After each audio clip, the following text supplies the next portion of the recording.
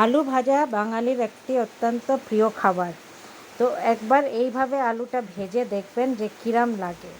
আলুটা লম্বা লম্বা কাটবেন, চৌকো চৌকো ব্লকস হিসাবে লম্বা লম্বা কাটবেন। এবার যে পদ্ধতিতে বানিয়েছেন কিনা একবার দেখে নেবেন।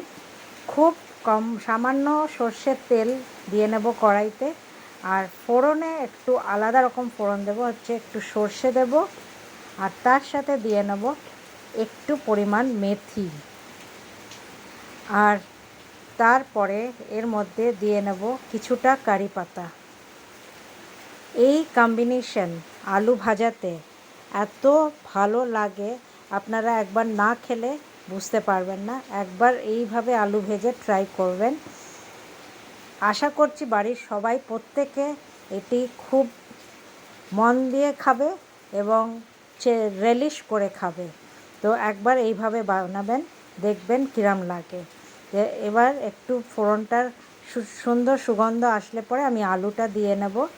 আলুটা খুব কম তেলে সিমে একদম ফ্রাই করবেন, যাতে এটার মধ্যে মুচমুচে একটা ভাব চলে আসে। তেল খুব কম লাগে এই আলু ভাজাতে। পরিমাণ মতন এবার দিয়ে নেবেন হচ্ছে হলুদ আর লবণ দিয়ে এই আলু ভাজাটি সমানে নাড়াতে থাকবেন, যাতে লেগে না যায়, আর দেখবেন এটা মুচমুচে হয়ে উঠবে। আশা করছি আপনাদের এই রেসিপিটি ভালো লেগে থাকবে।